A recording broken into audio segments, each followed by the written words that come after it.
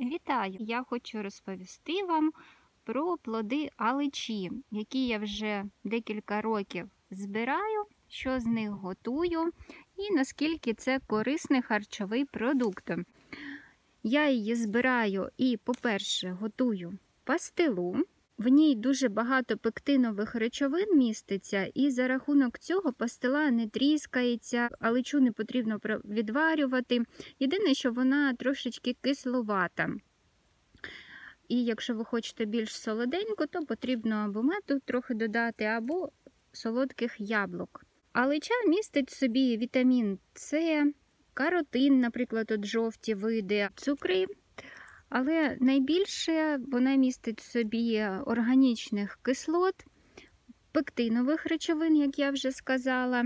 З мінералів це найбільше в ній натрію, і потім в невеликій кількості кальцій, магній, залізо, фосфор.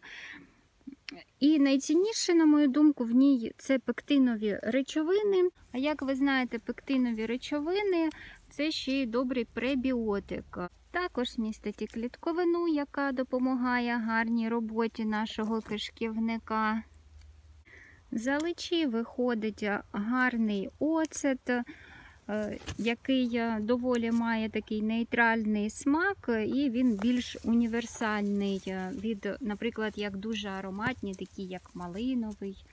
Мені дуже сподобалася квашена алича з помідорами, тому зараз ми з вами позбираємо прянощі, які нам потрібні для заквашування. В нашому регіоні хрін зростає в дикому вигляді, тому я зірву собі декілька листів хріну, а також замість парасоляк кріпу я використовую дику рослину, це бутень запашний.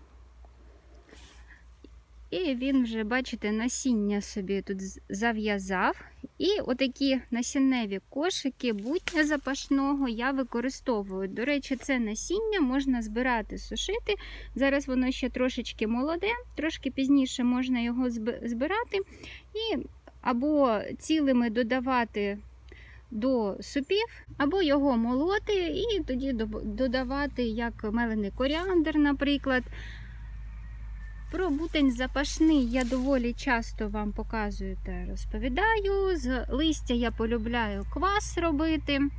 А ось подивіться, як виглядає бутень запашний в лісі. Тут ще зелені ці парасольки. От, мабуть, їх я краще візьму в нашу засолку. І листя, дивіться, яке зелене. І дуже-дуже запашне. А тепер за традицією рушаємо на кухню та приготуємо те, що зібрали.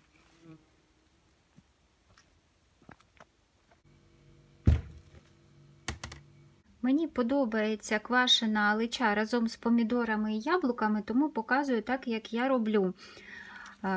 Для початку потрібно часник нарізати пластинками.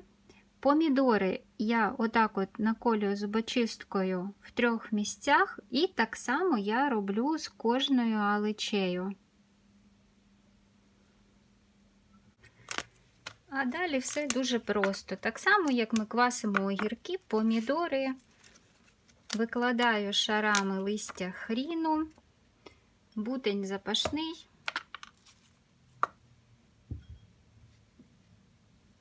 часник. Це в мене стеблини від хріну, я також їх нарізала. І тепер викладаю помідори, яблука та аличу. І так робимо шарами. І верхній шар я викладаю повністю листям хріну. А тепер підготуємо розсол. До звичайної питної води кімнатної температури я додаю сіль з розрахунку 1 столова ложка на літр води. В мене 1,5 літра, тому я додаю 1,5 столові ложки. Заливаю розсолом І тепер потрібно поставити під невеличкий гніт. І лишаємо при кімнатній температурі на 5-7 днів, поки не скваситься. А потім будемо зберігати в холодильнику. Сьогодні вже 5-й день. І зараз спробуємо, чи заквасилися. Оцю білу плівочку я познімаю.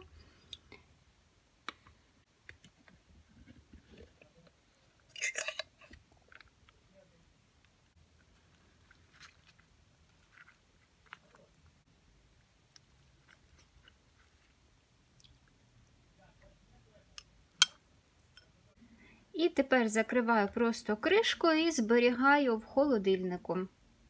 5 днів якраз достатньо, щоб і алича, і такі невеликі помідори і яблука встигли закваситися. Якщо ви полюбляєте квашені продукти, то, я гадаю, вам і алича сподобається. Це така смакота. Пастилу я готую зі свіжої аличі, і для цього мені потрібно її почистити від кісточок.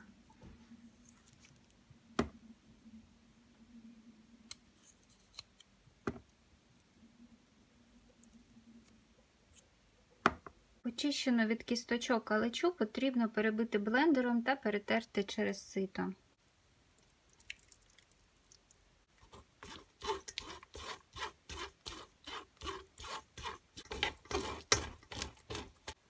Жмих не викидаємо, в ньому дуже багато всього корисного, і я його додам при приготуванні оцту з аличі. Готове пюре лишилося розлити по піддонах для пастили.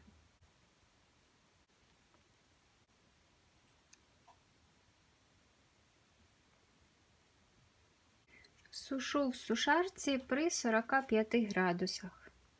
З аличі пастила виходить дуже пластичною, такою однорідною. Єдине, що вона легко злипається, тому її краще зберігати між шарами паперу для випічки. Дивіться, якого вона гарного кольору. Якщо перетерти від шкірочки, то вона буде така от трохи прозора. До речі, з червоної аличі також виходить гарна пастила, але обидві вони, як я казала, доволі кислі, якщо не додавати мед або яблучне пюре. І зараз я вам покажу, що можна з неї приготувати.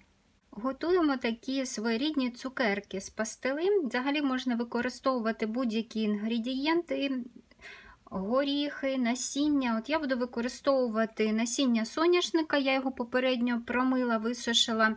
І тут в мене подрібнене насіння льону та насіння чорного кунжуту. А також нам знадобиться мед. Я буду використовувати свою заготовку таку, це ніжки кульбаби в меду. Насіння потрібно трохи подрібнити.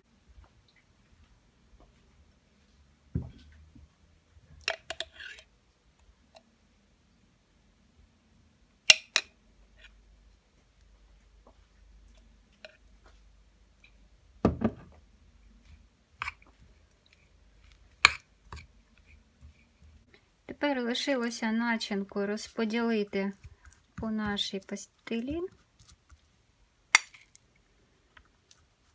Тепер потрібно щільно скрутити в трубочку.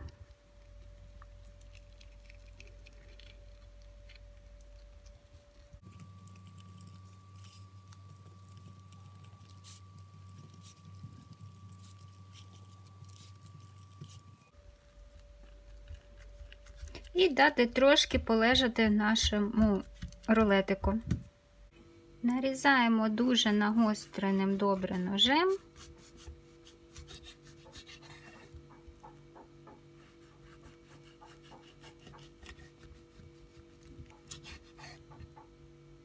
Якщо ви полюбляєте поєднання кислого, солодкого, корисного, тоді, гадаю, вам сподобається такий варіант домашніх цукерок. Зберігати їх обов'язково потрібно в герметично закритій тарі, через те, що пастила, вона буде вологу поглинати в себе і буде розмокати. Зазвичай краще їх викладувати шар цих пастилок, потім шматок пергаменту, а потім інший шар цих цукерок. І зберігати можна як в холодильнику, так і в шафі. Сподіваюсь, відео було цікавим та корисним. Я бажаю нам всім миру над головою, в душі, в серці. До нових зустрічей у лісі!